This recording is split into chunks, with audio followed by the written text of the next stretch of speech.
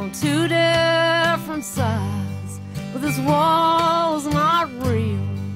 How can it be real?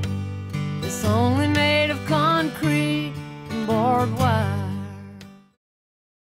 I belong to a spiritual practice that is called a practice, and it's called that because you have to actually do something about it.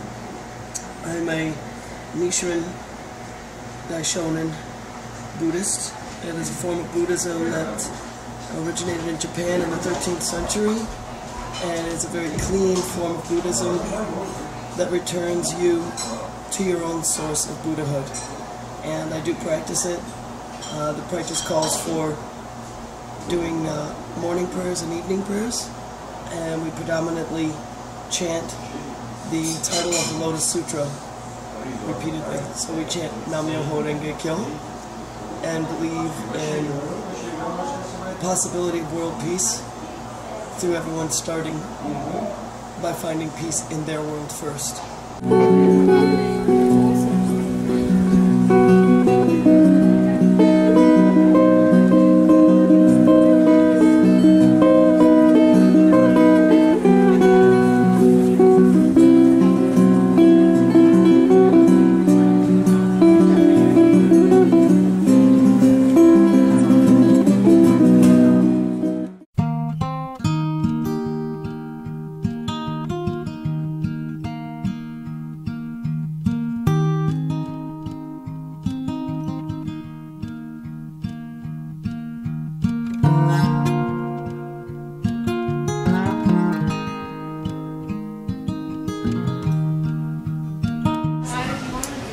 I was raised a Roman Catholic. I don't practice religiously.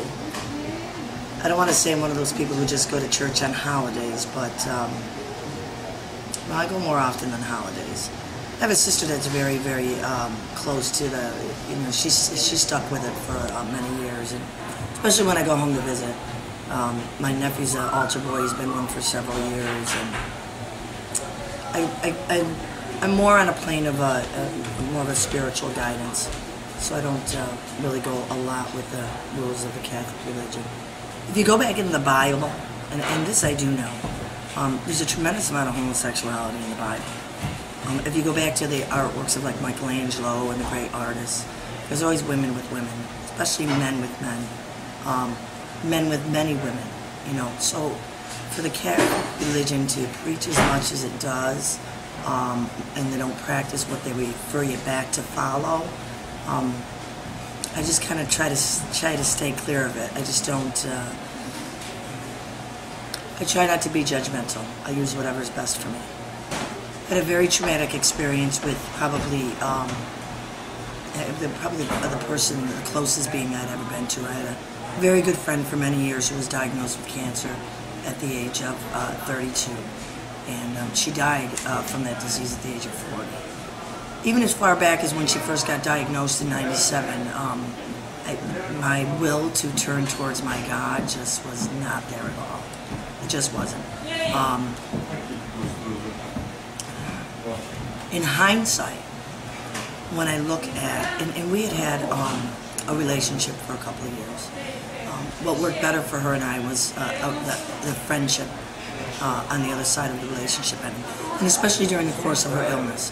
She was a single mother with 2 children, and I was really angry. I was angry at first.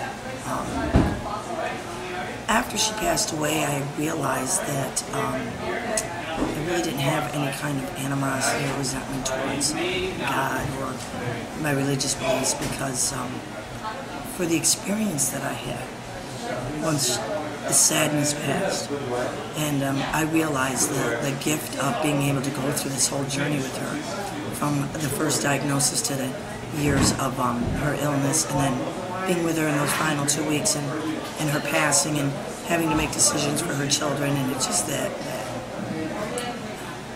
I have a relationship with mourning doves now. It's funny because the one that visits me every morning, and I talk to the mourning dove like as if it's her, I mean, I'm very open to turning that anger and that pain around into what a magnificent experience I have, what a wonderful relationship I have with her children, and how she continuously appears in my life. Is that religious? I don't know. Is it comforting to me? Absolutely. Have I passed it on to other people, especially people who lose people from something in a very young age? And I tell them that for me, the relationship was much greater after she passed than it was even in the time period that she was here. And there's constantly those reminders and those signs and those signals to me where, without a doubt, I know absolutely and intuitively that it comes from her. God, I love Stop begging. It's like an embarrassment of riches. There's so many women in town, I can't even believe it. Flyer, you gotta flyer, you gotta do it. It's at Art House at 8:30. 8:30 at Art House. That is the amateur drag king contest. That's what you want to be a part of.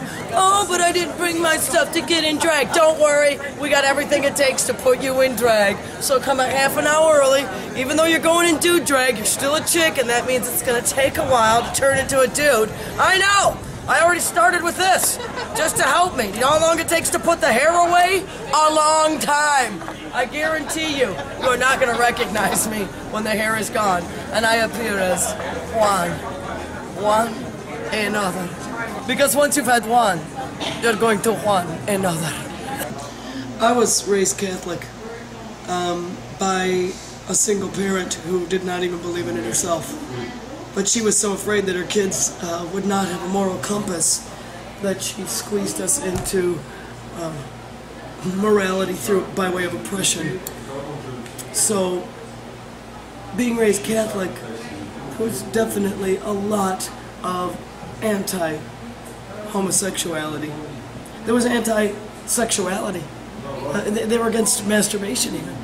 So, the church, the Orthodox version of any church is there to try to control human beings and especially try to control your sexual impulses. And the fact that most Judeo-Christian Islamic teachings are predicated on control of the body and the body's functions and the sexuality for procreation only.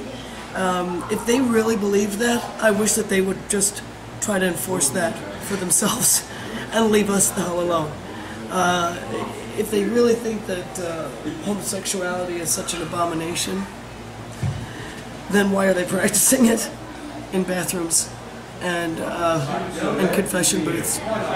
I never literally came out, especially back then. I was 16 and my mother had found a letter. And at the time I was asked to christen my sister's first child, the first grandchild coming into the family. I was a member of a church group, a church folk group, for like 13 years. I had actually gone to Catholic high school and grammar school. And so, you know, getting back to that first question where I was very religiously based as a kid, my mother found a letter and she just went cuckoo bang bang. I'm telling your sister you're not going to christen the baby. I'm telling the people in the church group you'll never sing in the church group again. And so unfortunately in the time period it was best to date guys again, which I did for a couple of years till I graduated high school. And then you know, I was able to make my own choices at that point. My mother is now 79.